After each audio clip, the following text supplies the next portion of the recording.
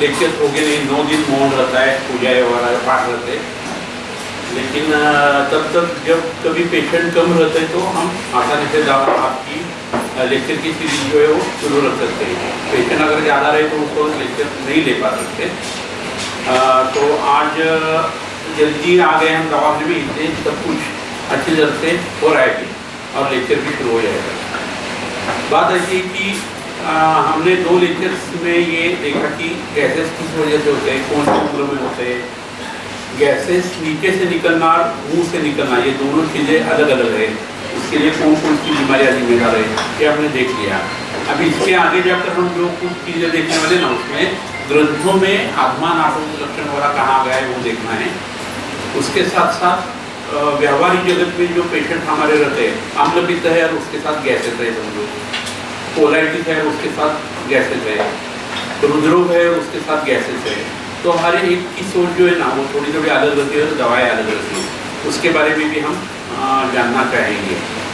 लेकिन ये होने के पहले कुछ चीज़ें ऐसी रहती है जो सब लोगों को हमें कॉमन करनी ही करनी होती है। गैसेस के जो पेशेंट रहते हैं इनको हम सामान्य चिकित्सा बोलते हैं ना, ऐसा कुछ भाग जो है वो आज हम कवर करेंगे। बाद में सवाल जवाब का सिलसिला जारी रहेगा।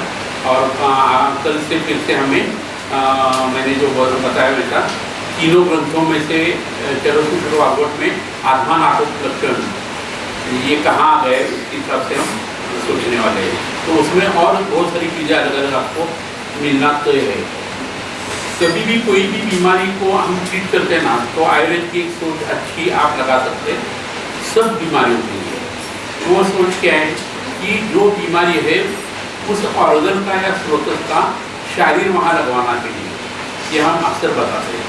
तो अभी गैसेस कहाँ होते हैं, मुंह के पूर्व से लेकर रुद्रकांड तक सब जगह जहाँ जहाँ पचन शुरू है वहाँ डिकम्पोजिशन हो सकता है और उसकी वजह से गैसेस पैदा हो सकते हैं। एक क्या नॉर्मल कोर्स में बड़े अंतों में वायु और आकाश महाभूत जो अलग हो जाता है उसकी वजह से ये प्रॉब्लम आ सकता है। 2, तो हमें सोचना चाहिए मुख से लेकर रुद्र मार्ग तक जो हिस्सा महात हो सकता है वहाँ कौन कौन सी चीज़ें हैं, ये सोचना बहुत इम्पोर्टेंट है। तो मुँह में जबान है, रक्त के प्रसाद से बनी है, माउस और मेज से बनी है, चौक से बनी है, उसको आपको अच्छा करना होगा। लार जो छूटने वाली बोधक की जो चीज़ें है वो कब के हिसाब से आपको देखनी होगी और आमाशय का उस वक्त आपको ज़्यादा सोचना होगा। पैंक्रियास की, टेस्टिकल की, सलाइवरी ग्लैंड की और ओरिज की हिस्टोलॉजी सेम है, तो उनके बारे में हम जब सोचते हैं तो बाकी इन सब चीज़ों का आपको सोचना होगा। यानी लार की कोई बीमारी आ गई तो आपको ओवरी का भी सोचना चाहिए अगर वो स्त्री रहे तो, या टेस्टिकल का सोचना चाहिए जब वो पुरुष रहे तो। उसके साथ पैंक्रियास का भी आपको सोचना होगा। तो मुंह की लार का पीएच बदल गया या और कोई बोधक की बीमारी आ गई तो आपको अम्बुआ स्रोत का सोचना बहुत ज़रूरत है। ये चीज़ें कैसे नहीं, सिर्फ ग्रहणी रहे, आमाशय की बीमारी रहे, कोलाइटिस है, सब जगह आपको इसके बारे में सोचना होगा। तो ये एक बात हमें बतानी थी। दूसरा, रक्त से हर एक चीज़ बनती है, तो रक्त का प्रसाद रूप भाग देहोष्मा व्याघ्राग्नि जो है वो और पित्त, इसकी वजह से गृहिणी की उत्पत्ति होती है। जो अच्छे अच्छे शरीर में हमारे महास्रोत के भाग है, आमाशय समझो या छोटा अंतर है, तो यहाँ ये इन चीज़ों का डोमिनेंस रहेगा। उंडूक और बड़ा अंत जो है वो रक्त पित्त से बनता है, अपान वायु से उसकी क्रिया चलती रहती है, समान वायु गृहिणी से चालू रहता है। क्लेदक और रंजक पित्त जो है क्लेदक वो आमाशय में हिस्सा ले लेता है। अब सुश्रुति ऐसा बोलते हैं कि हर एक दोष धातु मन का स्रोत जो है वो गृहिणी को संदिग्ध है, हम वो स्रोत वगैरह में। तो आपको बाह्य शरीर जो है ना उसका भी सोचना चाहिए। बात चल रही है गैसेस की, लेकिन हमने इतना सब क्यों सोच लिया, तो ये सब सोचने के बाद आपको पता चल जाएगा कि पेट की कोई भी बीमारी रहे, चाहे वो गैसेस रहे या कोलाइटिस रहे या कौन सी चीज़ रहे, तो व्हाटएवर, आपको इन सब चीज़ों के ऊपर आपका ध्यान होना चाहिए। उसको बोलते हैं अष्टावधानी। इनका ध्यान 8 जगह टिका हुआ है, उसको बोलते हैं अष्टावधानी। वर्षा रहित बोलते हैं ना अंग्रेजी में, वैसा आपकी सोच होनी चाहिए। रावण के जैसे 10 तीर थे ना, अब 10 तीर से वो जैसा सोचता था, वैसे आप रावण के बाकी के दोष मत ले लो, लेकिन आपके गुण में ये होना चाहिए कि आपकी सोच वैसी मल्टी डायमेंशनल होनी चाहिए। तो ये बात मैंने जो बताई वो शारीर के हिसाब से बताई, शरीर क्रिया और रचना दोनों का हमने सोच लिया।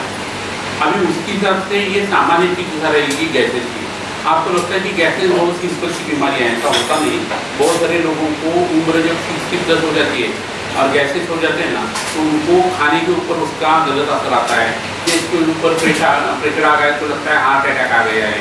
पीठ की जगह अगर कहीं वो संप्राप्ति चली गई तो पीठ की वेदनाएं शुरू हो जाती है, अच्छी तरह से वो चल नहीं पाते, बैठ नहीं पाते, ये सब चीज़ें उससे होती ही रहती है। और सबसे इम्पोर्टेंट चीज़ डाइजेशन की क्वालिटी जो है वो खराब हो जाती है और पोषण होना शरीर का जो है ना वो बहुत हैम्पर हो जाता है। इसलिए गैसेस के बारे में हम जब सोचते तो ये सब चीज़ों का सोचना है और उसके हिसाब से ट्रीटमेंट भी चाहिए। पेट में गैसेस होते हैं तो अक्सर आंतों की शिथिलता या वहाँ का पित्त जो है ना वो बढ़ने की वजह से गैसेस हो जाते हैं। तो अगर पेट में जलन नहीं है तो ऐसे लोगों को इमीडिएट क्या करना है, पोटिस करना है। तो जो कुछ आटा वो आदमी खा रहा था, गेहूँ का आटा, वो पूरा बंद करना है क्योंकि ग्लूटीन हजम नहीं होता। अगर देना है तो उसके साथ अजवाइन देना है या थाइमोन जो रहता है ना, जिसको ओवा का फूल बोलते हैं, वो आप दे सकते हैं। लेकिन आप रोटी खा लें और पेट को लगाने के लिए आपको पोटिस करना चाहिए। पोटिस का तरीका हमने यहाँ लिख के रखा है, उसका कागज आप पढ़ सकते हैं। वो इसके ऊपर आज डाल दो कम्युनिटी के ऊपर। तो उसमें बहुत सारा आटा लेना है गेहूँ का, उसमें तेल डालना है, हल्दी डालनी है, नमक डालना है। अगर पेट की बीमारी है ना तो उसमें आप पुननवा वगैरह भी डाल सकते हैं और वो उबाल कर उसका चिकना गोला बना के रखना है गरम गरम ऐसा, और पेट के ऊपर वो पूरी जगह लगाना है। जीपी सनल से मौत तक लगा सकते हैं, ऊपर से कपड़ा आप बांध सकते हैं। तो उससे जो डायथर्मी जैसा स्वेदन हो जाता है ना, वो आंतों की सूजन कम कर देता है और उसकी वजह से आंतों की ताकत बढ़ जाती है और बाद में गैसेस होने की संभावना कम हो जाती है। कहीं भी इन्फ्लेमेशन हो गया या शोथ आ गया तो वहाँ आपको उपना करना ही करना है।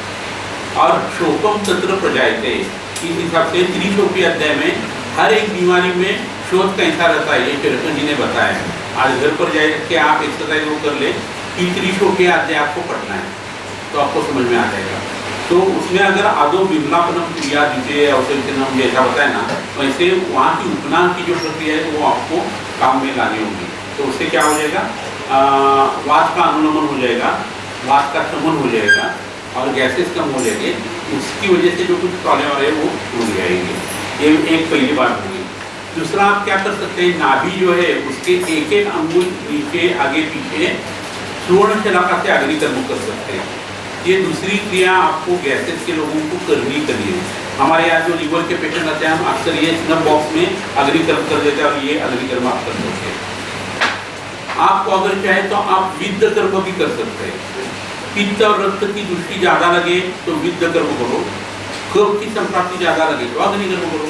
तो इस हिसाब से आप ये चीज कर सकते हैं।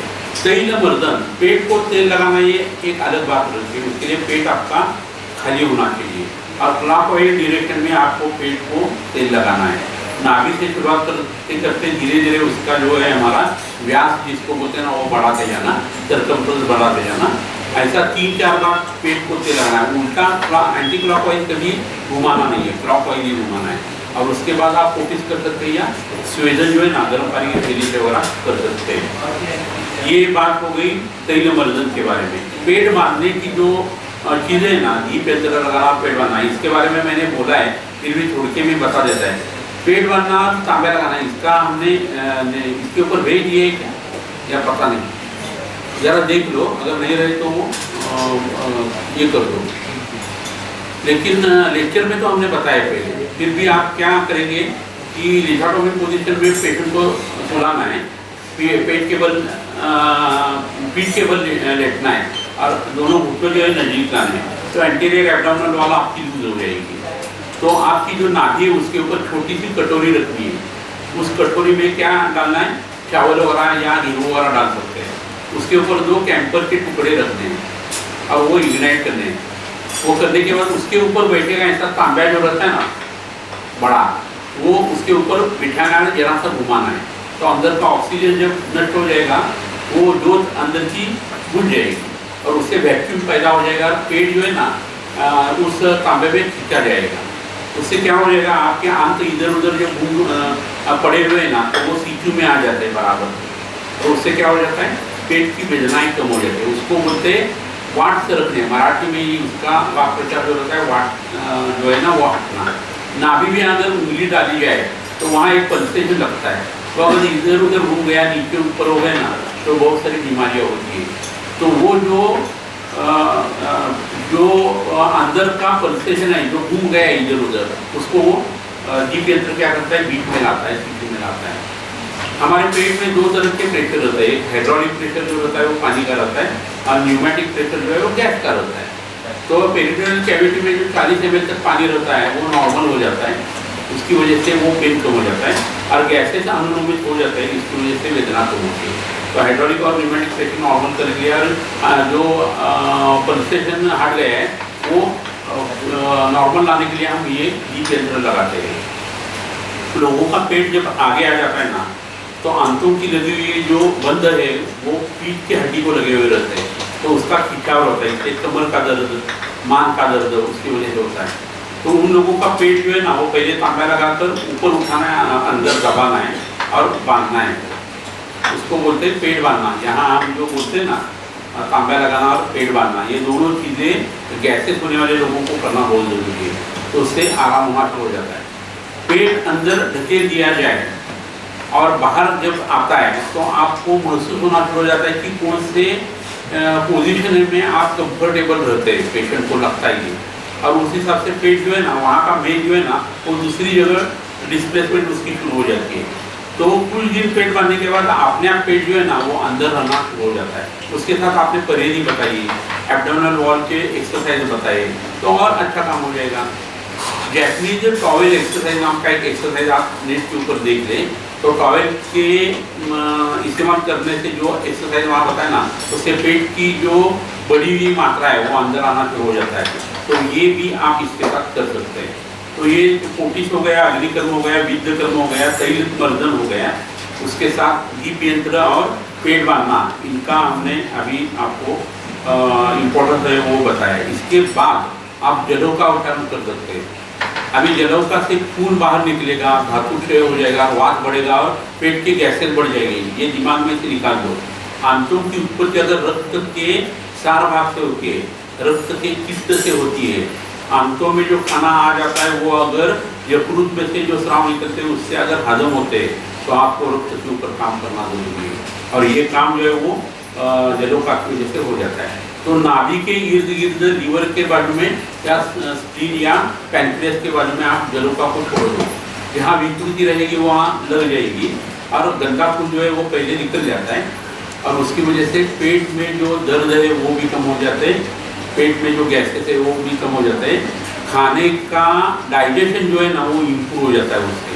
तो जलौका इसलिए आप इस्तेमाल कर सकते हैं, रक्त की कोई बीमारी रहे या आंतों की कोई बीमारी रहे। हम कभी ये सोचते नहीं कि अल्सरेटिव कोलाइटिस है और खून गिर रहा है तो हमें लगता है कि और खून निकालने से आदमी एनीमिक हो जाएगा, लेकिन आंतों को अंदर से जो जख्म है वो कब भरेगी, वहाँ अच्छा खून का बहाव हो गया तो भरेगी।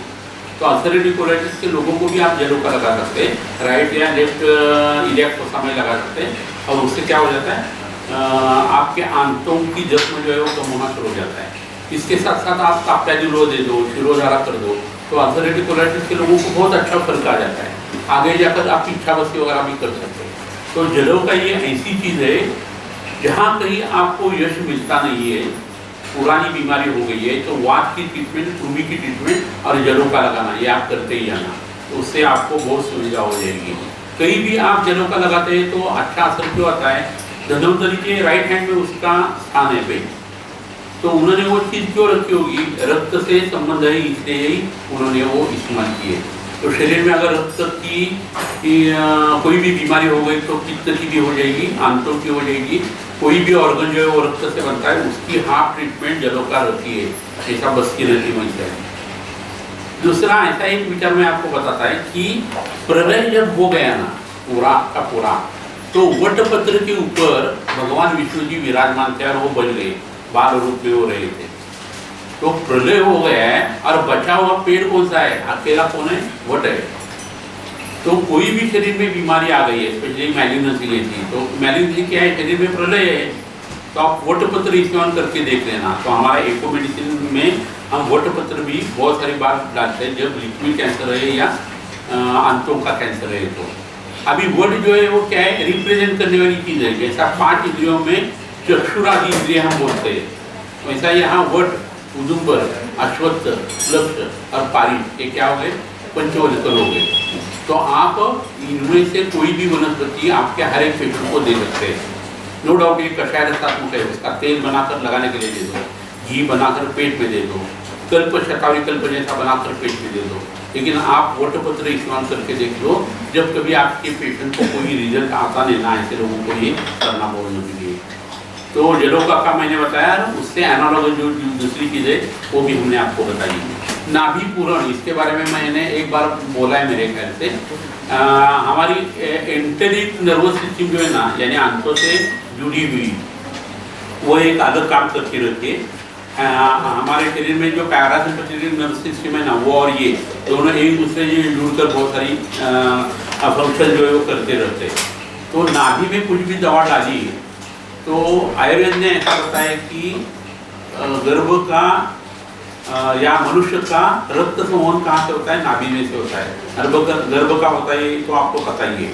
लेकिन जब बच्चा जन्म लेता है और वो नाभि, गर्भ नाभि नाड़ी काट देते हैं, फिर भी वो स्रोत जो है ना वैसे के वैसे रहते हैं। उसका कुछ हिस्सा हृदय की तरफ है, कुछ है वो आंतों की तरफ है, कुछ जो है वो ग्रहणी की तरफ है।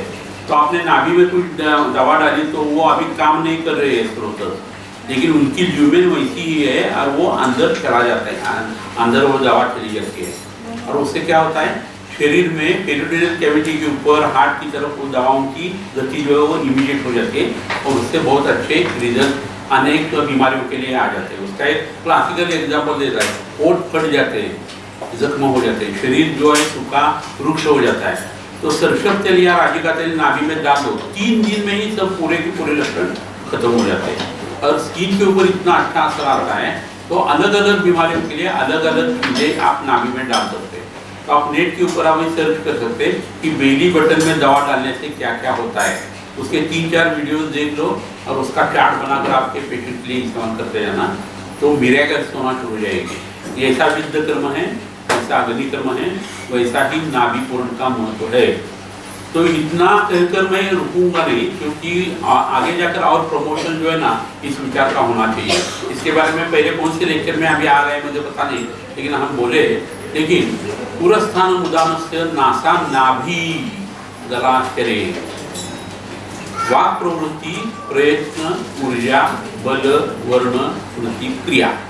अभी आपको समझ में आ जाएगा नाभि क्या कर सकते हैं। बेली बटन में दवा डालना ये वाक् प्रवृत्ति अच्छी कर सकती है, तो पक्षवत के लोगों को आप इस्तेमाल कर सकते हैं, ऑटिज्म के बच्चों को इस्तेमाल कर सकते हैं, जिनको प्राणापक जोर है उनके लिए आप वो इस्तेमाल कर सकते हैं। वाक् प्रवृत्ति, प्रयत्न, ऊर्जा, कोई भी करने को काम करने को दिल नहीं करता तो उसको जोर की ट्रीटमेंट कर दो, नाभि में वही दवा डाल दो, उसका अच्छा असर आना शुरू हो गया। ऊर्जा कम है, एंथुजियाज्म नहीं है, चाय पीने को दिल करता है बार बार, फिर भी उत्साह नहीं आता है, तो नाभि में दवाई डालने से आपका उत्साह बढ़ जाएगा। प्रयत्न, आपकी कोशिश जो है ना वो आपकी तगड़ी नहीं हो रही है। एग्जामिनेशन आपको स्टडी करना है, करिकुलम कितना है पता है, लेकिन आप वो कर नहीं पा रहे, मन आपका साथ नहीं दे रहा है, शरीर भी नहीं दे रहा है। बेली बटन में दवा डालो, उससे फायदा हो जाएगा, ऊर्जा बढ़ेगी, स्मृति आपकी अच्छी हो जाएगी। स्मृति का तो मैंने महत्व जो है ना परसों लेक्चर में भी हमने बताया कि हमारे जैसा ही दूसरा अगर सेल तैयार करनी है एक जैसी, तो आपको स्मृति की आवश्यकता रहती है। तो एंटी मैलिग्नेंट जो चीज़ें ना उसमें नाभि पूर्ण करने से आपकी स्मृति अच्छी हो जाएगी और रिप्लिकेशन जो रहता है सेल का वो भी प्रॉपर होना शुरू हो जाएगा। तो नाभि का महत्व अभी आपको थोड़ा थोड़ा समझ में आना शुरू हो जाएगा। प्राण का वो स्थान है और आदमी को जब जलाया जाता है ना तो नाभि कभी जलती नहीं, वो वैसी ही पड़ी रहती है अंदर। तो ये ओरिजिनल चीज़ जो है ना वो आपको ध्यान में रखनी होगी और इसलिए मैंने ये चीज़ जो है ना नाभि पूरण के बारे में बताया। और बहुत सारी चीज़ें जो है ना नाभि पूरण के बारे में हमने पहले एक लेक्चर में बताई है, इसलिए इतना ही काफ़ी है मेरे ख्याल से। अभी जो उधर गैसेस का जो हम बोल रहे हैं उसके लिए अभी पोटिस लगाना ये संवेदनीय है, लेकिन कुछ भी प्रॉब्लम नहीं है आपको गैसेस सिर्फ होते हैं तो वात की वजह से अगर वो होते तो वात शीत गुण का है, अवगुणित वात है या ये हो गया है, अवरोध हो गया है, तो आप सिर्फ हॉट वाटर बैग अगर लेते हैं ना तो भी उससे गैसेस पास हो जाएंगे, डकारे आ जाएगी और पेट का दर्द आपका और गैसेस भी कम हो जाएंगे। तो सिर्फ हॉट वाटर बैग लेने से जो संयोजन होता है वो भी आप कर सकते हैं। ये एक मुद्दा हो गया बाह्य चिकित्सा के बारे में। अभी इसमें बस्ती के बारे में कैसा सोचना है। कोई भी पेट की बीमारी अगर एज अगर 50 प्लस रहता है ना या उससे कम भी रहे तो सिंपल वाटर एनिमा पहले देना चाहिए आपको। तो 450 या 750 ml तक पानी आप गर्म किया हुआ पानी ल्यूकवार्म करना है और उसमें थोड़ा सा सेंधा नमक डालना है और उससे बस्ती देना है। उससे बॉडी टेम्परेचर भी कम आ जाता है। तो ये बस्ती जो है ना वो पेट के लोगों को देना ही देना है, तो उनको आराम हो जाता है। 14 दिन ये बस्ती चलेगा। उसके साथ परहेजी बतानी है, ऊपर वाली चीज़ें आपको करनी है। और उसके बाद अधोभाग कौन सा तेल है, सरसों तेल है। दशमूल काढ़ा और सरसों तेल के मात्रा बस्ती आप लगवा दो तो आंतों की ताकत बढ़ना शुरू हो जाता है और ये 2 बस्ती ही काफ़ी हो जाते हैं गैसेस के लिए। ये एक बात हो गई। वातानुलोमन अगर करना है तो उसमें श्रवसन या मृदु विरेचन द्रव्य और विरेचन आप कर सकते हैं। तो विरेचन करते वक्त यहाँ मृदु श्रवसन चीज़ें इस्तेमाल करनी है तो लता करंज के पत्ते, आरगवत का अंदर की जो बीज वो दे सकते हैं या मुनक्का का पान दे सकते हैं। तो इसमें लता करंज का पत्ता अच्छा खासा फायदा कर देता है। उसकी टेस्ट जो रहती है वो थोड़ी कड़वी रहती है। आरगवत भी दे सकते हैं, लेकिन आरगवत एक 4-5 दिन लेने के बाद वो एकदम उसका कलर जो टेस्ट रहती है और जो गंध रहती है ना वो नहीं चाहिए हमें। ऐसा मन जो है ना वो तकरार करना शुरू कर देता है। लेकिन मुनक्का ऐसी चीज़ नहीं है, कितना भी खा सकते हैं और कितना भी पी सकते हैं। तो लोगों को आपको मुनक्का देनी होगी, लेकिन उसके साथ ये 3 चीज़ें 2 चीज़ें और ऐड करके आप देते ना तो सर्वसन काल बहुत अच्छी तरह से हो जाता है। कच्चा और पक्का मैल जो पड़ा हुआ है ना वो पूरा का पूरा बाहर निकाल देना, इसका नाम है श्रवसन। और मृदु विरेचन जैसा है उसका असर आ जाता है। मृदु विरेचन मुनक्का का सिर्फ आप दे सकते हैं। और तीव्र विरेचन देना है, तीक्ष्ण विरेचन देना है गैस वाले लोगों को तो आपको पंचकर्म के हिसाब से जाना होगा। उसमें आप 30, 60 और 90 ml घी जो है वो आपको पान करना होगा। 1 दिन का प्रयास करना है। विरेचन की दवा, रात का खाना हजम हो रहा है और भूख लग रही है, इसके जंक्शन के ऊपर आपको विरेचन देना होता है क्योंकि वो पश्चिमानावस्था में काम करता रहता है। तो ग्रंथों के हिसाब से ये आप अभयादि मोदक वगैरह देखिए वो कर सकते हैं। ये चीज़ें करने यानी बस्ती भी हो गया, वातानुलोमन करने के लिए क्या करना है वो भी होता है और विरेचन या मृदु विरेचन के बारे में भी हमने बताया। एक ऐसे के लोगों को आपको करना ही करना है। इसके साथ आंतों की ताकत अगर बढ़ गई तो गैसेस कम हो जाते हैं। पित्त बहुत ज़्यादा सीक्रेट होता है, वो टॉलरेट नहीं होता आंतों को और इरिटेशन अगर होता है तो पेरिसाइटिस हाइपर हो जाती है और उसकी वजह से गैसेस भी होते हैं और पेट में थोड़ा सा दर्द भी बना रहता है। तो आंतों की ताकत कैसी बढ़े ये आपको सोचना होगा। हमारा आंत हर 3-4 दिन में रिफॉर्म होता रहता है, नया नया तैयार होता रहता है। तो नाग भस्म और शंख अगर आप देते ना तो पित्त भी कम हो जाता है, आंतों की ताकत बढ़ जाती है। नवजीवन रस और अग्नितुंडी ये अगर प्रवाल पंचामृत के साथ देते हैं तो आंतों की ताकत बढ़ जाती है। शतावरी कल्प और शतावरी चूर्ण ये अगर आप सुबह शाम खाते हैं तो आंतों की ताकत जो है वो बढ़ जाती है। इसके साथ साथ मटन सूप या चिकन सूप आप लेते हैं और उसके साथ त्रिकटोर चातुर्जात अगर लेते हैं तो आंतों की ताकत बहुत अच्छी तरह से बढ़ जाती है। गणेश वेल नाम की एक बल्ली होती है, शतावरी जैसे ऐसे पत्ते दिखते हैं दूर से देखते हैं और लाल रंग का उसका फूल रहता है, उसको गणेश वेल बोलते हैं। तो नेट के ऊपर आप सर्च कर सकते हैं। उसका अर्क बनाकर अगर पेट में देते ना तो मुखपुर से लेकर बुधकांड तक का आंतों का ताकत का जो हिस्सा है ना वो बहुत अच्छी तरह से सुधर जाता है। इसके साथ साथ आप दुर्वा जो है ना उसका अर्क भी दे सकते हैं। हमारे गणेश जी है उनका पेट बहुत बड़ा है, बहुत ज़्यादा खाना वो खाते लेते हैं, तो वेट कम करने के लिए और गैसेस कम करने के लिए आप दुर्वा का इस्तेमाल करके देख लेना। सुबह 4 चम्मच और शाम को 4 चम्मच अगर आप दुर्वा का रस लेते ना तो शरीर का मेद जो है ना वो कम होना शुरू हो जाता है। और दुर्वा का अर्क बनाकर अगर आप पेट में देते ना तो गैसेस होना ये कम हो जाता है। और खाने में थोड़ी सी गरी चीज़ें या उरू चीज़ें आ गई तो भी वो हजम करने की आपकी ताकत बढ़ जाएगी। इसके साथ साथ सेक्स ऑर्गन के ऊपर भी उसका अच्छा असर आ जाता है, क्योंकि मूलाधार चक्र में जो बैठा हुआ जो दैवत है वो गणपति है, इसलिए उसकी चीज़ें आपको इस्तेमाल करनी होगी। अभी इसके साथ साथ गैसेस वाले लोगों को आपको जो कहना है वो क्या कहना होता है कि खाना चबा चबा के खा दो, खाना कम खा दो, खाना खाने के बाद जो पानी पीना है वो ऊपर से ऐसा डालना नहीं तो एरम कॉलम दब जाता है और पेट में गैसेस होते हैं। मुंह को भांडा लगाकर थोड़ा थोड़ा पानी सिप बाय सिप पीना है, गर्म पानी पीना है, पानी कम पीना है। पानी खाना है और खाना पीना है ना। घन पदार्थ इतने चबाने कि वो लिक्विड जैसे होने चाहिए और पानी को उसमें लाल घुलनी चाहिए और वो पेट में जानी चाहिए। ये एक बात हो गई। उसके साथ खाना खाने के बाद वज्रासन में बैठना है। वज्रासन यानी कैसा रहता है, पाँव अंदर लेके दोनों पाँव जो है ना वो घुटने में मोड़क के उसके ऊपर बैठना है।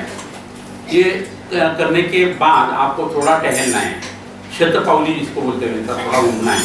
और बाद में लेफ्ट लैटरल पोजीशन के ऊपर 6 श्वास, राइट लैटरल के ऊपर 12 श्वास और पीठ के बल लेटकर 24 श्वास आपको लेने हैं। ऐसे पड़े रहना है। तो उससे क्या हो जाता है, खाना पूरी तरह से अच्छी तरह से हजम हो जाता है, कोई बीमारी होती नहीं, गैसेस तो पक्का होते नहीं। उसके बाद आपको काम करना है या सोना है, जो कुछ रहेगी वो चीज़ें करिए। बुढ़ापा रहे, ग्रीष्म ऋतु रहे, बीमार रहे, बच्चे रहे, गर्भिणी रहे तो वो सो सकते हैं, अदरवाइज आपको काम को लगना होगा। तो ये चीज़ें जो है ना वो उदर शुल्क के बारे में सब गैसेस के बारे में सब जगह आपको लागू करनी होगी। तो ये इंट्रोडक्टरी लेक्चर ग्रंथों के पहले हमने क्यों बताया, तो व्यवहार में ये सब चीज़ें करनी होती है और करने से फायदा हो जाता है। सिर्फ गैसेस होते हैं ऐसा जब लोग बोलते हैं आते हैं ना हमारे पास, तो आप गृहिणी का सोच लो, आर्ष का सोच लो, अतिसार का सोच लो, कोलाइटिस का सोच लो या और कुछ आम्ल पित्त वगैरह सोच लो, लेकिन आपको ये चीज़ें तो पक्की करनी है और इसके बाद आगे जाकर बाकी की दवाएं आप दे सकते हैं। इतना 27 हाँ। तो अभी सवाल जवाब जो पूछते हैं।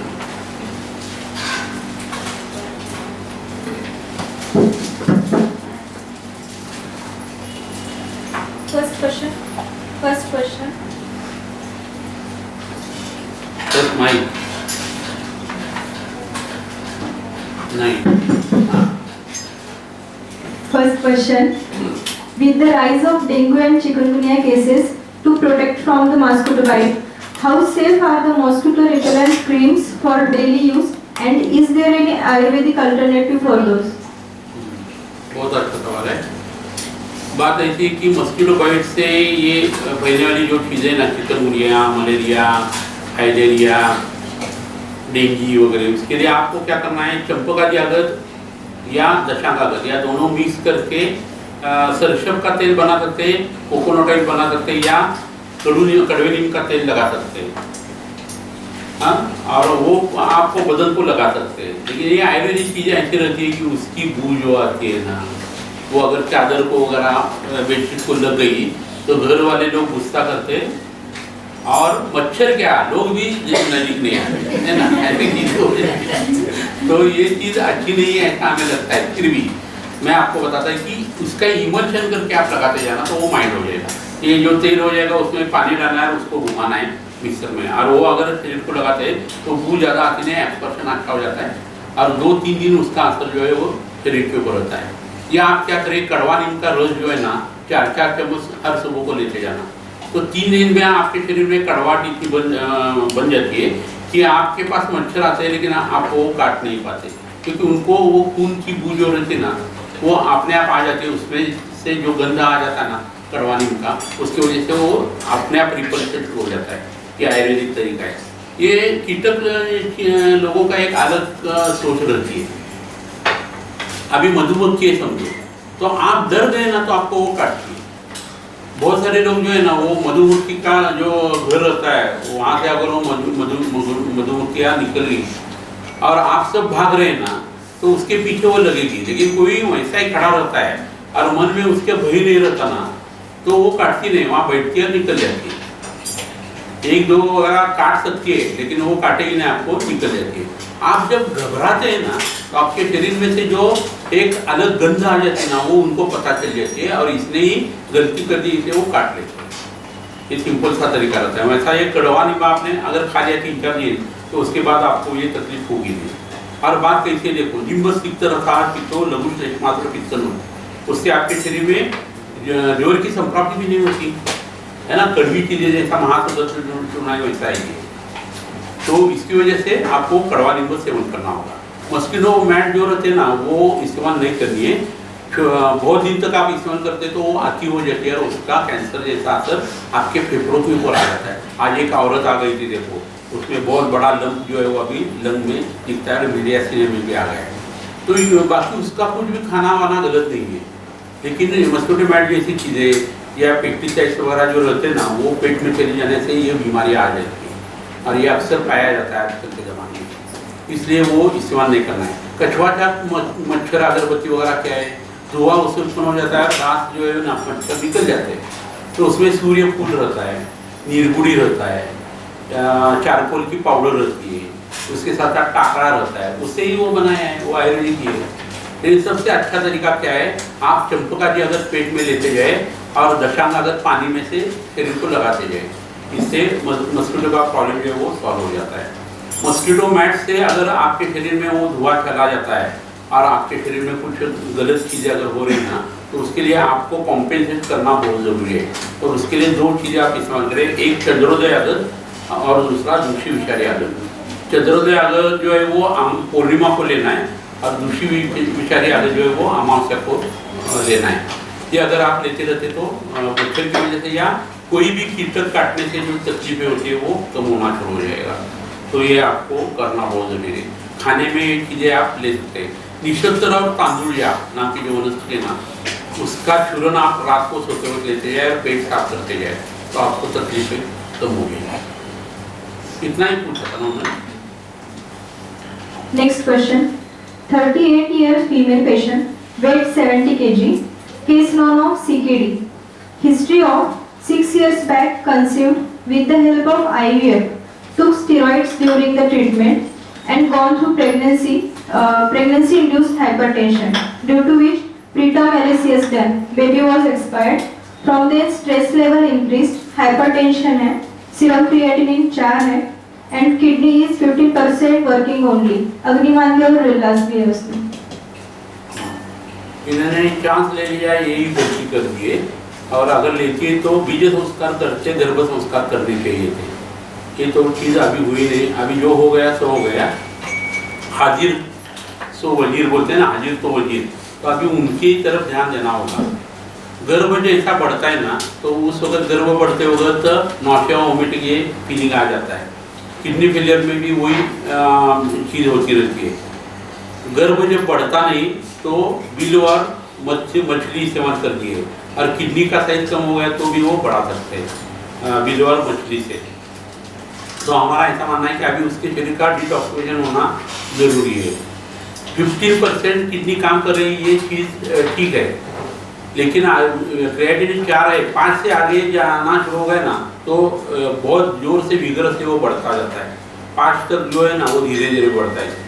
तो उसको पहली बात क्या करनी चाहिए, हर रोज उसको अनुलोम विलोम, कपालभाति, ये प्राणायाम, शंख मुद्रा जो है वो करनी चाहिए। और सर्वांगासन जितना हो सके उतना ज़्यादा से ज़्यादा उनको करना चाहिए। 40 डिग्री टेम्परेचर तक के पानी में उसको 6 बार या टब बार लेना चाहिए 1-1 घंटा, तो नेचुरल डायलिसिस उसका शुरू हो जाएगा। मूत्राघात ये फलश्रुति स्वेदन में आ गई, चरक जी ने बताया। तो चरक जी बोलते हैं जिनको मूत्र कम हो रहा है या मूत्राघात हो रहा है उनको स्वेदन करो, तो हमारी स्वेट ग्लैंड जो है एक्टिवेट हो जाएगी। 100 में से 1 ग्लैंड जो होती है वो यूरिया सिक्रेट करती है, तो यूरिया कम आ जाएगा। भूख बढ़ना शुरू हो जाएगा तो क्रिएटिन धीरे धीरे कम आ जाएगा। स्टार्वेशन हो जाता है, या सिर्फ फ्रूट्स वगैरह कोई लोग खाता है ना, कोई लोग खाते हैं, तो 4-5 दिन में क्या होता है आपका क्रिएटिन लेवल अपने आप बढ़ जाता है, जी मचलना शुरू हो जाता है। तो fasting itself is a medication and it is also cause of kidney failure. तो आप कैसा भी फास्टिंग करते तो वो गलत है, और आपको किडनी फेलियर जैसी संभावना हो रही तो फास्टिंग करने से आप बच भी सकते हैं। तो आपको क्या है, परहेज का खाना लेना चाहिए, उसके साथ मैंने जो बताया वो सर्वांगासन वगैरह ये चीज़ें करनी चाहिए। सर्वोत्त भद्रवटी जो है वो सुबह शाम उसको हीरक और मकरध्वज के साथ देनी चाहिए। और दूसरी बात, कासनी का अर्क जो रहता है ना, वो उसको पेट पे जाना चाहिए 1-1 चम्मच 2 बार कम से कम। और घी जो रहता है वो अवपीड़क ने खाना खाने पहले और बाद में अगर देते तो किडनी से लेकर एक्सटर्नल यूरेथ्रा तक सब चीज़ें जो है ना मूत्रोस प्रदेश की वो नॉर्मल हो सकती है। तो उसके लिए आपको गोक्षुराधिभूत इस्तेमाल करना चाहिए या शतावर्याधिभूत इस्तेमाल करना चाहिए। वो खाना खाने पहले और बाद में आप दे सकते हैं। और वो हजम होने के लिए आप उसके साथ शंख और चित्रक दे दो, तो उससे किडनी की बीमारियां कम आना शुरू हो जाता है। त्रिमर्मी अध्याय में शतावर्यादि बस्ती नाम का एक बस्ती बताया है, वो आप अगर दे सकते तो वो रुक सकता है। और उसके साथ उसको शिरोधारा सिर के ऊपर और पाँव के ऊपर भी उसकी धारा पकड़नी चाहिए। तो पाँव के ऊपर धारा ये करके तो एडजेसेंट स्रोतस बहना शुरू हो जाता है, उसमें वजाइना से स्राव आना और मूत्र मार्ग से स्राव आना और मल मार्ग से मल अच्छी तरह से आना शुरू हो जाता है और उसको फायदा होने की संभावना बढ़ जाती है। Steroid as far as possible जल्दी कम हो गए तो अच्छा रहेगा। उम्र 38 है तो बहुत चांसेस है कि डायलिसिस बगैर करते हुए वो उससे उभर के आ जाएगी। ऐसा हो सकता है कि 2 तक उसका क्रिएटिन आ जाएगा, बाद में आगे जाकर कुछ होगा नहीं। तो 2 को उसकी बॉडी जो है वो आकस्मिक हो जाएगी, फॉर एयर उतना ही वो रहेगा, बढ़ेगा भी नहीं, कम भी होगा नहीं। डॉक्टर अगर देखेंगे तो बोलेंगे ये किडनी फेलियर है, आप उसके लिए दवा लेंगे, लेकिन आयुर्वेद के हिसाब से वो कॉम्पेंसेट हो जाएगा। ये तो समयोग वाई तो है भी, है ना, जो ज़्यादा है वो कम करना, कम है वो ज़्यादा करना, जिससे शरीर का सब कुछ अच्छा चल रहा है, अनुभव चल रहा है आत्मा से, वो चीज़ मेंटेन करना, ये हो सकता है ना। Next question. 78-year male patient, weight 37 kg, low weight since young age. Present complaints of low weight since young age. Present complaints of asthma and ज्वर since 3 to 4 months. History of TB twice, perforated ulcer and श्वानदंश. Young age से ही मलावष्टम and gases की भी तकलीफ है। 78 as है और 38 वजन है, तो ये राजअस्थमा का ही पेशेंट है ना, 2 बार टीबी भी हो गया है, तो राजअस्थमा की जो क्लासिकल ट्रीटमेंट है वो देना चाहिए। उसके लिए मैंने सिद्धौषधि प्रकाश का हिंदी वर्जन वो राधिका पुल जी ने भेजा था ना, वो कम्युनिटी के ऊपर आप पढ़े और उसकी दवा उसको दे दें। उसमें उसका निचोड़ में बताता है कि सुबह जल्दी उठने के बाद च्यवनप्राश लेना है और उसके साथ गुड़चामृत लेना है। द्राक्षासव दोनों खाना खाने के बाद लेना है, खाना खाने के पहले शंख आरोग्यवर्धिनी लेनी है। सुबह शाम आप सीतोबलादिन्यून शंख भस्म मौक्तिक सुवर्णमाफी ये जो है गुलकंद के साथ या मुरब्बे के साथ ले सकते हैं। और शाम को 2 गोलियां योगराज गुगुल की लेनी है। और राजअस्थमा का जो खाना है वो खाना है, वहाँ जो फ्रूट्स बताए वो फ्रूट्स खाने हैं। अभी बुखार रहे तो फ्रूट्स नहीं देने हैं, पीठ की हड्डी जो है गर्म पानी की थैली से सेकनी चाहिए, तो उससे उनको आराम होने की संभावना बहुत ज़्यादा बढ़ जाएगी। जब कभी इतनी कम वेट की ये रहती ना, शरीर में अवस्था रहती ना, तो हमने ऐसा बहुत सारी बार देखा है, वो अगर श्रद्धालु रहे, आस्तिक रहे, तो उनको माता जी का जो नवस मन्नत जो बोलते हैं ना, वो उन्होंने कभी मांगी थी घर वाले लोगों ने, वो देखना चाहिए। या घर में कोई चीज़ की परंपरा, कुल देव और कुलाचार रहते वो होते ही नहीं, वो उसके बारे में हम सोचते हैं और वो करना चाहिए। तो इम्यूनो सिस्टम आपकी अच्छा करने के लिए जो जो चीज़ें रहती हैं ना, उसमें जो ऑर्गन्स रहते हैं उसको ताकत देना हमारा काम रहता है। तो शिवा संजीवनी गले को लगाना है, नॉक्सिल को लगाने के लिए दिव्य सोम तेल है, तो एडिनोइड के ऊपर अच्छा असर आता है, टॉन्सिल के ऊपर आ जाता है। लीहा के ऊपर काम करने के लिए है आप रोहित का दृष्ट दे सकते हैं। हृदय अच्छा होने के लिए आप हृदयानुव्रत दे सकते हैं। तो ये चीज़ें उस ऑर्गन की बीमारी नहीं है, लेकिन उसका काम जो है ना वो बढ़ने के लिए और उस ऑर्गन को बकअप करने के लिए आपको ये देनी चाहिए। तो उसका कलेक्टिव इफेक्ट जो रहता है बोन मैरो के ऊपर वगैरह आकर आपकी व्याधि प्रतिकार शक्ति बढ़ जाती है। और व्याधि प्रतिकार शक्ति जब बढ़ती है ना, तो जो इन्फेक्शियस बीमारियाँ रहती है वो भी होती नहीं, जो न्यूट्रिशनल ये रहते प्रॉब्लम्स रहते हैं उसकी भी बीमारी होती नहीं, और जो फिजियोलॉजिकल इंसल्ट रहते हैं वो भी होती नहीं। इतनी व्याधि क्षमताओं की जो परिभाषा है ना, आपको अच्छी तरह से समझनी होगी। तो उसके यहाँ ऑर्गन क्या है, एडिनेट्स है, टॉन्सिल्स है, थाइमस ग्लैंड है, लिम्फेटिक सिस्टम है, स्प्लीन है, हृदय है, यकृत है, रक्त है, आपका बोन मैरो है, उसके साथ साथ आपका फैट जो शरीर में वो है, इन चीज़ों को आप अच्छा करो। यही रसायन का तरीका रहता है। मैंने ये सेपरेट क्यों बताया, तो इसके ऊपर जाने वाली दवाएं आयुर्वेद में बहुत सारी है भाई, और वो इस्तेमाल करने से आपको फायदा हो जाएगा। आप बिलीव नहीं करेंगे, जो पेशेंट HIV 1 और 2 से पॉजिटिव रहते हैं ना, उनका HIV 1 जो है वो पूरा का पूरा, HIV 2 जो है पूरा का पूरा इस चीज़ से और सोच से नॉर्मल हो जाता है। HIV 1 जो है उसके लिए आप ताप्यादि लोग जो है ना अच्छी तरह से तैयार करके दे दो, और ताप्यादि लोग की वनस्पतियों का धुआं बनाकर उसके बुध बस्ती दे दो, तो HIV के पेशेंट मरते नहीं। अभी तो फिलहाल जिन ग्रीन मंकी से वो बीमारी आ गई है ना साउथ अफ्रीका से, वो सब मंकी जो है वो फ्री फ्रॉम HIV है। अपने आप उनकी जो शरीर की व्याधि प्रतिकार शक्ति वो बढ़ रही है, तो आदमी में भी ये चीज़ होना तो है। अभी HIV से मरने वाले लोग की संख्या कम हो गई है। उसका इंक्यूबेशन पीरियड 10 बरस का था। HIV में से एड्स में लैंड होना और मर जाना ये 10 बरस में होता था, अभी ऐसा होता नहीं दिखता है। तो ये मेडिसिन की वजह से भी होता है, आयुर्वेद की सोच की वजह से भी हो सकता है, और उसके साथ साथ अपने आप जो म्यूटेशन होता जाता है ना, वायरस के ऊपर काम करने वाली जो हमारी शरीर की सिस्टम है वो तगड़ी हो जाती है ना।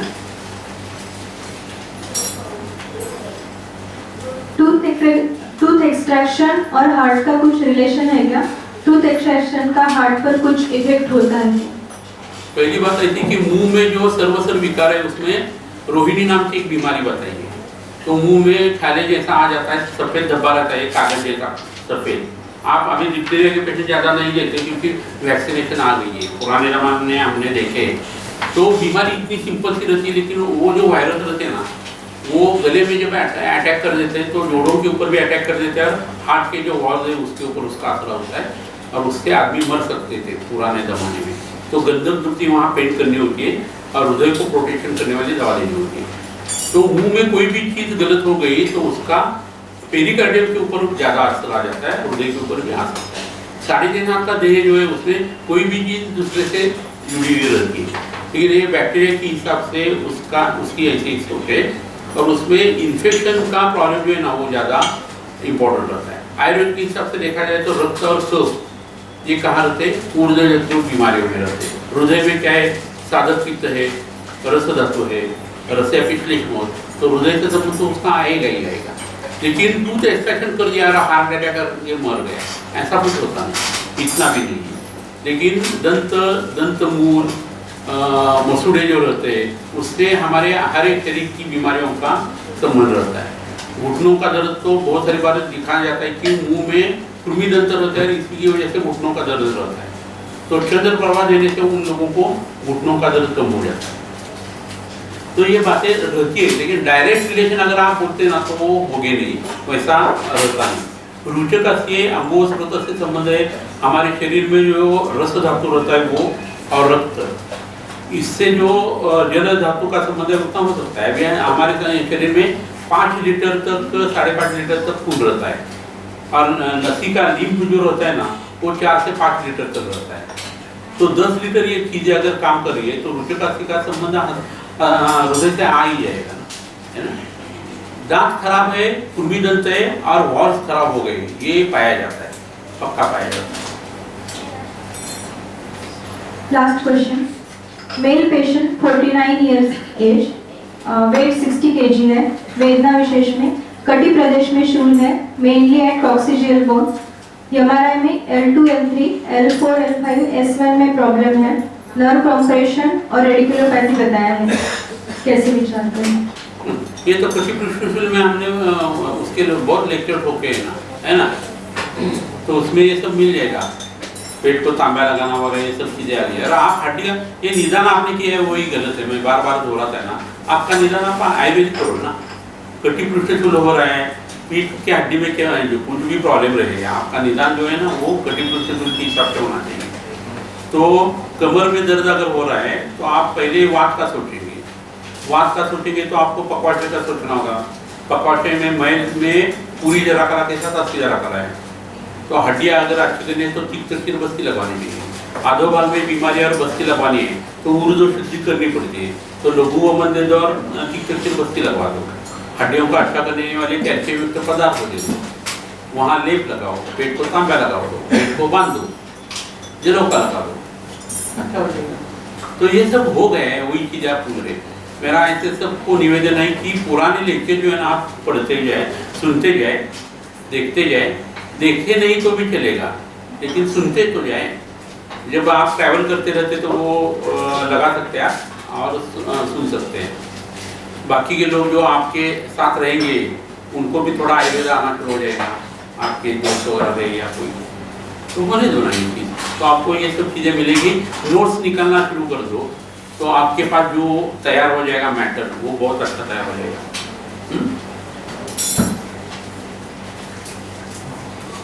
पूछो। नाम गुरुजी, लो बीपी और हाई बीपी में विचार कैसे करें?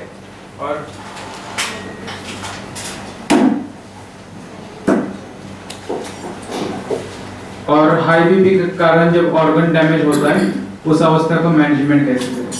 पहली बात है कि लो बीपी और हाई बीपी ये निदानीय हमारा नहीं है, जो मैं अक्सर बताता हूँ चीज़ें। अभी दौर्बल्य है वो जो है या श्रम है ना, शक्ति साध है, अंग मर्द है, इस तरह का निदान जो है लो बीपी में अक्सर पाया जाता है। और जब हाई बीपी रहता है तो रक्त पित्त उन्माद, इसकी भ्रम, तिमिर दर्शन, तृष्णा, उत्साहजना, क्रोध, ये सब चीज़ें जो रहती है वो रक्त पित्त में पाई जाती है। लेकिन ब्लड प्रेशर बढ़ गया है, ये बहुत सारे लोगों को पता भी नहीं चलता। यंग एज की वजह से गुस्सा होता है ऐसा लोगों को लगता है, लेकिन वो नापने से पता चल जाता है। तो हमें इन सब चीज़ों का सोचना होता है ब्लड प्रेशर के बारे में, लो रहे या हाई रहे। तो हमें क्या करना चाहिए, उसके लक्षण पूछने, उससे जो दोषों की अवस्था समझ में आ जाएगी, धातुओं के आ जाएगा, मल के आ जाएगी, उसके हिसाब से आपको ट्रीटमेंट करनी है। तो अगर हाइपरटेंशन का कोई आदमी है, गुस्सा ज़्यादा करता है, तो पित्त की ट्रीटमेंट करनी है, रक्त की करनी है, तो आपको विरेचन करना होगा, रक्त मोशन करना होगा। रक्त मोशन कर दिया तो वॉल्यूम कम हो जाएगा, तो प्रेशर कम आ जाएगा, पित्त भी बाहर निकल के आ जाएगा, गुस्सा होना कम हो जाएगा, है ना। तो हमारा निदान इस हिसाब से होना चाहिए। तो केस लेकर अलग अलग पेशेंट का अलग अलग सोचकर ये ट्रीटमेंट हो सकती है। फिर भी क्षीर कल्याणक घृत और जो गीली गुड़वेल होती है, आर्द्र गुड़वेल, उसका काढ़ा बनाना है और उसका बस्ती लगा दिया जाए तो स्थायी रूप से बीपी जो है नॉर्मल होना शुरू हो जाता है। तो ये चीज़ें आप ब्लड प्रेशर के लिए कर सकते हैं। लो बीपी के लिए मैंने बहुत सारी बात बताई कि अखरोट जो रहता है वो मरीज के साथ खाना है, लक्ष्मी लाल सरस नारदीय देना है, हेमगर्भ रसायन देना है, शरीर की ताकत को बढ़ाना है, जीवनी अगर इस्तेमाल करना है, ये सब जो रहती है इसके बारे में देखिए। तो उसका निदान आप लो बीपी या हाई बीपी मत करें, उसका आयुर्वेद की दोष धातुमल के हिसाब से उसके सवाल पूछते जाना। वो पेपर भी हमने इसके ऊपर डाला है एक बार, कम्युनिटी के ऊपर, कैसा सवाल जवाब कैसे रहते हैं हमारे वो, और उससे जो आपको समझ में आ जाएगा कि इसकी संप्राप्ति जो है वो पित्तवातात्मक है। तो पित्तवात की आप ट्रीटमेंट शुरू कर दें, चाहे वो ब्लड प्रेशर रहे या न रहे, तो उससे ये आराम होना छोड़ जाएगा। और ये अगर आप करते हैं उसके साथ साथ खाना दे देते हैं ना अच्छी तरह से परहेज का, तो ऑर्गन के ऊपर जो ब्लड प्रेशर का गलत असर आता है, हाइपरटेंशन का, स्पेशली आंखों के ऊपर, किडनी के ऊपर, वो आता नहीं है ना। आधुनिक शास्त्र में लोग क्या करते हैं कि उसके लिए गोली निकाल देते हैं, ब्रेन में से वो काम हो जाता है, बीपी नॉर्मल होता है। लेकिन उस वक्त पेशेंट को ऐसा लगता है कि मुझे अभी लाइसेंस मिल गया है, मैं कुछ भी खा लूँ, और वो पकोड़े, गोलगप्पे वगैरह सब खा लेते, पित्त रक्त बढ़ता है, 2-3 दिन बीच में उसकी दवा रुक गई तो एकदम उसको हार्ट अटैक आ जाता है, स्ट्रोक हो जाता है, क्योंकि शरीर पूरा खराब ही है। बीपी को आपने रुकवा दिया था, तो 2-4 दिन का फासला जब दवा नहीं रहने से जो तैयार हो जाता है वो बीपी बढ़ा देता है। तो आपको शक्ति के ऊपर भी काम करना है और उसके साथ साथ आपको मैटर के ऊपर भी काम करना है। शरीर मैटर से बन गया है, तो आपको मैटर अगर चेंज करनी है तो आपको खाना आपका चेंज करना ही होगा, है ना। तो आप अगर अच्छी तरह से खाना खाते, पित्त के रक्त प्रदोषण विकार में जो दिया हुआ खाना है या पित्त के बीमारी के लिए जो खाना है वो करने से आपका शरीर अच्छा हो जाएगा, तो बीपी बढ़ा भी तो तकलीफ नहीं हो जाएगी। लेकिन आप सब खा रहे हैं और बीपी की गोली शुरू है वो बंद कर दी तो एकदम आपकी तबीयत बिगड़ सकती है। इसलिए दोनों के ऊपर काम होना बहुत ज़रूरी है। और इसलिए मैं आपको पक्का बताता है अग्निकर्म रहे, विद्ध कर्म रहे, रेकी रहे, प्राणी हीलिंग रहे, कुछ भी आप करते जाना, उसका फायदा होता है। लेकिन उसके साथ साथ खाना जो है ना शरीर का वो बदलना चाहिए, तो शरीर ही फॉर्म होता रहेगा। क्योंकि आप ताकत के ऊपर काम कर रहे हैं, शक्ति के ऊपर काम कर रहे हैं, एनर्जी के ऊपर काम कर रहे हैं, उसको आप चैनलाइज कर रहे हैं। इसका मतलब ये नहीं कि आपका मैटर अच्छा हो गया, मैटर इज अनदर थिंग, तो आपको ये करना ही होगा।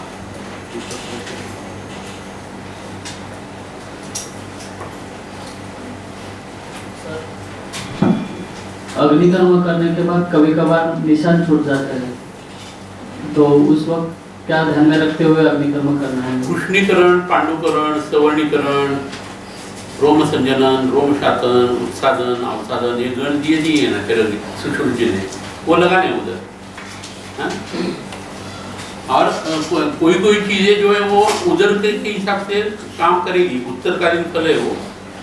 आपकी उम्र अगर 30 के अंदर है तो धब्बा धीरे धीरे करके नष्ट हो जाता है। 30 के आगे आपके शरीर के ऊपर जो धब्बे वगैरह रहते ना, वो ज़्यादा करके जाते नहीं, एक्सीडेंट के वाला तो हो सकते हैं, लेकिन पूरे जाते नहीं। तो अग्निकर्म करते वक्त कैसा करना है, क्या करना है, वो सोच समझ कर वो कर दिया जाए तो कोई बात नहीं। उस वक्त इमीडिएट आप राड़े तो मलम जिसको बोलते हैं शोरा बात लगा वाला, तो उससे तकलीफ आपको कम हो जाएगी और उसका ज़्यादा सोचना नहीं। क्योंकि क्या है, बीमारी से वो अच्छा है ना, है ना।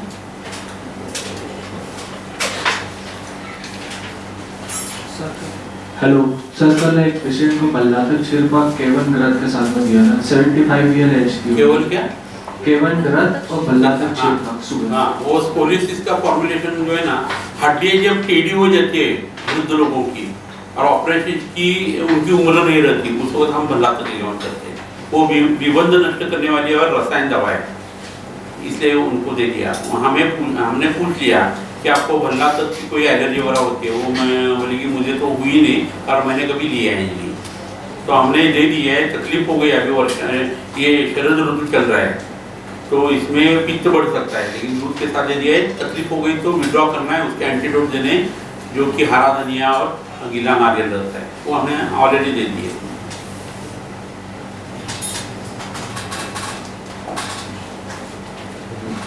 सर, चरक ने नित्य सेवनीय पदार्थों में सेंधव लवण का उल्लेख किया है। सेंधा नमक। हाँ, और अति खार लवण सेवन से पुरुषत्व नाश होता है, तो इसमें हम कौन सा दिक को मान के चले?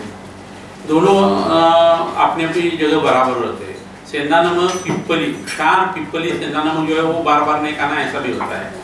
तो बीच बीच में आप सेंधा नमक बंद करके समुद्र में द्वारा ले सकते हैं कि ACL, NaCl वगैरह का शरीर में जो चैनल रहता है ना, वो एक बार उसकी प्रोसेस शुरू हो गई NaCl की, तो NaCl से ब्लड प्रेशर बढ़ना, एक्यूमुलेशन ऑफ वाटर वगैरह हो जाता है। आपने NaCl बंद कर दिया और KCl शुरू कर दिया तो एकदम BP वगैरह कम आता है, वाटर रिटेंशन कम हो जाता है, और वो चैनल एक बार एस्टेब्लिश हो गए तो आपका BP फिर से बढ़ना शुरू हो जाता है। सेंधा नमक भी हर बार खाया तो बाद में BP बढ़ता ही है, क्योंकि पकड़ेगा ही पकड़ेगा ना। तो उस वक्त वो बंद करना है, फिर से NaCl शुरू करना है, फिर से BP कम रहता है। तो it is like that only. तो आपको उस हिसाब से कभी ये चीज़ कभी वो चीज़ ऐसा करना चाहिए।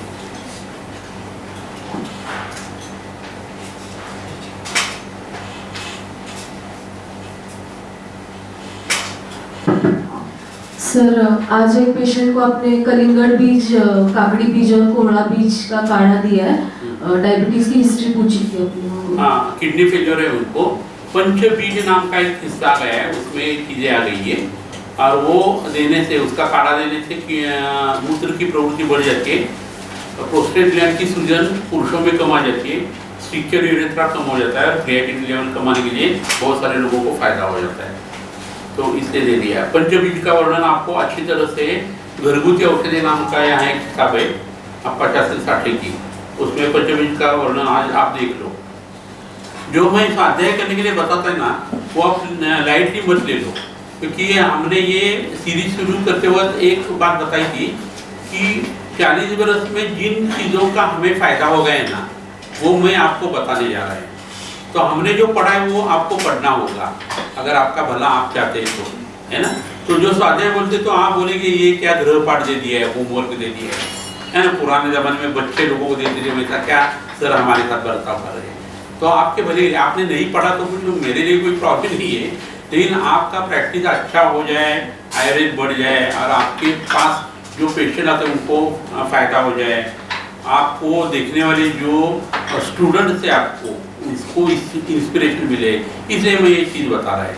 और घरगुती औषधि ये मराठी किताब है, आप क्या करो, अभी मैं हिंदी लोगों को ये मराठी का समझ में नहीं आ जाएगा, वो पंचबीज का वर्णन जहाँ आ गया है ना, वहाँ वो कागज है वो जरा ट्रांसलेट कर लो और भेज दो, तो कम्युनिटी के ऊपर एक पत्ता तो आप पढ़ सकते हैं, है ना। जैसा SMS पढ़ सकते हैं ना, तो SMS या यूट्यूब के ऊपर जो आपको इंफॉर्मेशन मिलती है बहुत कम रहती है, घोड़े जैसा रहता है ऐसा आप देखते हैं। बाकी आजू बाजू का ग्रंथ जो है ना वो होना चाहिए। तो मेरा ऐसा पक्का मानना है कि हर महीना आपके 4 ग्रंथ पढ़ के होने चाहिए, 4 कोई भी 4 ग्रंथ, और उसमें से एक हमारी बृहत्तरी का मूल ग्रंथ होना चाहिए। ये आप करते जाए तो आप 4-5 वर्ष में बहुत अलग अस्थि बन जाएंगे, ये पक्का है। पहले इससे तो शुरुआत कर दो, जो मैं यहाँ बताता हूँ पढ़ते जाना। अब ये सर ने इतना बताया तो उतना ही पढ़ेंगे, ऐसा नहीं करना है। आप जरा खुद क्या कर लो, मोबाइल जरा सा बाजू रख दो, वो पंचबीज समझो आपने देख लिया, ककड़ी का बीज है, एडगार का बीज है, तो क्या बोलते हो वाटरमेलन का, मस्कमेलन का बीज वगैरह सब आपने ले लिया। तो आप बाद में क्या करें, इसके ऊपर मॉडर्न रिसर्च क्या हो गया जरा देख लो ना खुद का खुद, तो आपको इतना मिलेगा ना कि आपको वो विषय जो रहेगा सब्जेक्ट वो फॉरेन आपके बुद्धि में रहेगा, आपको फिर से पढ़ने की जरूरत नहीं पड़ेगी, है ना। तो ऐसी चीजें रहती है, कोई भी चीज़ आसानी से मिलती नहीं भैया, और जो मिलती है ना वो उसका मजा नहीं रहता। मम्मी डैडी ने कमा के रख दिया पैसा, फिर भी आप खुद कमा कर देख लो तो मजा उसमें ज्यादा आता है ना। आम खरीदा हुआ और पेड़ के ऊपर पत्थर मार के जो निकाला हुआ आम है ना, तो पत्थर मार के जो रहता है वो ज्यादा मीठा लगता है ना। तो करो ना, आप कमाई के ऊपर कर लो सब चीजें, बाप कमाई के ऊपर मत करो, है ना। इसलिए पढ़ो, और इसका सबसे ज्यादा आनंद किसको हो जाएगा, आपके पेरेंट्स को हो जाएगा। वो बोलेंगे क्या बच्चा है, मेरा सब दिया हुआ है फिर भी खुद कोशिश करता है, पक्का है ना। ये चीजें अच्छी लगती है। नहीं तो ड्रेस ले लिया है 5,000 का, बूट ले लिए 20,000 के, गाड़ी ला के रख दिए 30 लाख के वगैरह, वो तो देने ही वाले ना प्यार से। आपको समझनी चाहिए ना कितनी चीजें लेनी है। बहुत सारे जो करोड़पति लोग हैं ना, उन्होंने उनके बच्चों को दूसरी जगह भेज दिया था काम के लिए, 5 वर्ष वहाँ सर्विस करनी है और बाद में यहाँ आना है, और खुद में जो कमाएगा उसमें से खाना खाना है, जो कुछ करना है तुम कर लो, मैं एक पैसा नहीं भेजेगा। वो अच्छे बच्चे तैयार हो जाते हैं, है ना। इसलिए हम यहाँ सब काम जो है ना दोस्ती हम बोलते हैं ना कि हर एक चीज़ हम करते जाना। तो झाड़ू मारने से जो काम शुरू हो जाता है ना यहाँ का बच्चों का, तो आपको पता चल जाता है झाड़ू मारने वाली जो औरत रहती है, भाई रहती है, वो क्या गलती कर देती है, आपको पता चल जाता है, क्योंकि आपने पोछा हुआ रहता है ना। ये सब चीज़ें रहती है, और ये हमने तो ही नहीं कर दिया, हमारे महाराज जी ने कर दिए। 16 महीने का जो कार्यकाल यहाँ रहता है ना, वो सब हमारे महाराज जी ने सेट कर दिया है, और ये जो करेगा वो उसका पूरा भला हो जाएगा, ऐसा आशीर्वाद उन्होंने दे दिया है। लोग देख रहे हो कैसा होता है। आप यहाँ से मंगल के ऊपर गए, वहाँ अगर सृष्टि उत्पत्ति हो गई तो वहाँ जाकर भी आप प्रैक्टिस कर सकते हैं। और क्या बताओ, तो कल से झाड़ू मारना शुरू कर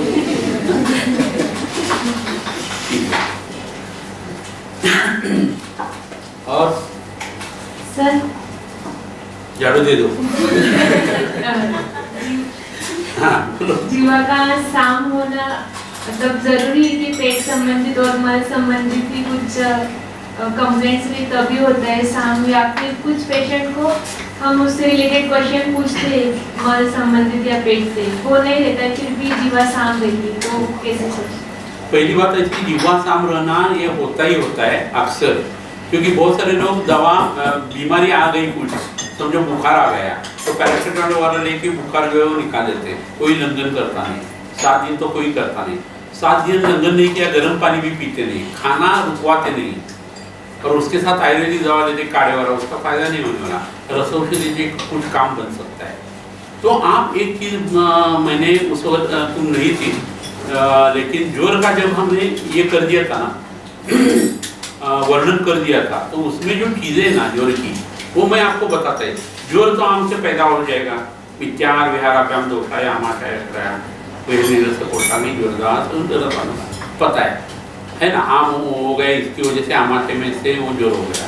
तो जोर के रूप और पूर्व रूप जो बताया है उसमें गुरु का शब्द का पालन नहीं करना, गुरु के शब्दों के प्रति प्रीति नहीं रहना, द्वेष रहना, जो काम इमीडिएट हो सकता है वो बहुत देर से करते जाना, दीर्घ सूत्री बोलते हैं वैसा, जो काम करने से मतलब जो आपूर्ति होने वाली है ध्येय की, वो छोड़ के अलग ही काम करते जाना, आलस्य करना, गौरव करना, ये जो है ना वो जोर के लक्षण बताए भी। अभी ये तो शरीर में अगर है तो आपकी जबान जो है वो शाम होना तो है, तो हमें लगता है कि मुझे बुखार नहीं, क्योंकि वो 90.4 इतना नॉर्मल टेम्परेचर है। लेकिन ये अगर शरीर में लक्षण है तो मनसंताप लक्षण, ये जोर का लक्षण है, उसका कौन सा थर्मामीटर है? नहीं है, वो जबान का थर्मामीटर है। तो आप सब लोग, हम सब लोग क्या है, जोर के पूर्व रूप और रूप में इर्द गिर्द घूमते रहते हैं। तो कभी भी कोई भी पेशेंट आ गया तो हम यहाँ पहले श्वास उठार त्रिभुवन कीर्ति ये दे देते हैं, रसपाचक वगैरह सुबह दे देते हैं, पेट साफ करने की दवा रात को और परहेज बताते हैं। तो पहले जोर की ट्रीटमेंट हो जाती है, बाद में ग्रहणी की हो जाती है, बाकी सब बीमारियाँ अपने आप कम हो जाती है। पेशेंट बोलता है कि मेरा वेट 2 ही किलो कम हो गया है, लेकिन मुझे बहुत उत्साह आ रहा है अंदर से, क्योंकि वो आम इतना पड़ा हुआ रहता था। तो आपके दोष धातु मल से आप आम निकाल देते ना, तो आपकी बॉडी में जो है वो इसी अच्छी होने वाली है ना। सर, जब हम बात रखते हैं यूरिक एसिड का, जब सोचते हैं तब सब जो दाल होते हैं जनरली हम अवॉइड करने को बोलते हैं, बट चरक चिकित्सा स्थान में तो जब बात रखते हैं उसी पथ्य में सभी मतलब दाल खाने का निर्देश आए, तो फिर उसको कैसे विचार कैसा रहता है? जब दाल खानी होती है तो उसमें मसाला डाल दिया है, मीरा डाल दिया है, लेमन उसके ऊपर डाला है, टमाटर काट के डाला है, ये नहीं करना है। बाकी चलता है ना, आप मूंग की दाल लेती है, अरहर की दाल लेते हैं, तो वादरक्त में फायदा होता है ना, जब उसका सिर्फ पानी पीते हैं आप, या उसको उबाल के तड़का मार के वो खा लेते हैं, तो उसका फायदा ही होता है। वो अगर ज़्यादा होने शुरू हो गया और मसाला उसमें आ गया तो विदा उत्पन्न हो जाता है, और विदा और आर्टिकेरिया ये पूर्व रूप बताए वातरक्त का। तो ये चीज़ें ज़्यादा हो गई और उसके साथ मसाला रक्त बिगड़ गया तो वातरक्त होने वाला है ना। फिर भी मूंग की दाल सबसे अच्छी है, बाकी दालें जो है ना वो as far as possible avoid करें।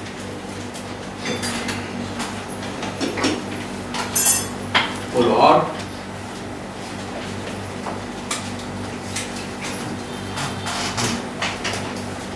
आखिरी सवाल सर, बाजीकरण द्रव्य बच्चों में, बूढ़ों में और जो ब्रह्मचर्य योगी होते हैं उनमें इस्तेमाल कर सकते हैं? क्यों नहीं कर सकते? उनको क्या पता ये बाजीकरण है?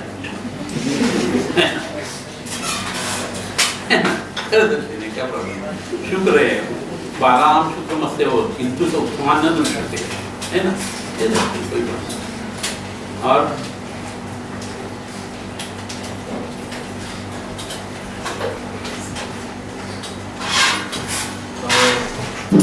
कल एक छोटी बच्चा आई थी जिसका चश्मे का नंबर बहुत ज़्यादा बढ़ रहा है करके वो दिखाने के लिए आए थे, तो उस पेशेंट में स्नायु शूलर फॉर्मूला दिया था। हाँ।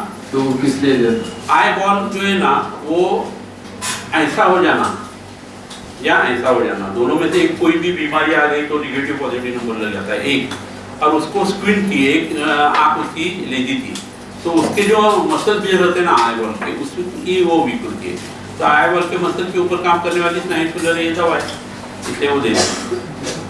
तो ये ना आँखों का अपस्मार भी बोल सकते हैं, और अपस्मार की दवा भी आप स्क्विंट के लिए इस्तेमाल कर सकते हैं। उसको तो बहुत सारा बुखार आके ये सब चीज़ें हो गई है, तो उसको लेप वगैरह उसके लिए हमने दी थी।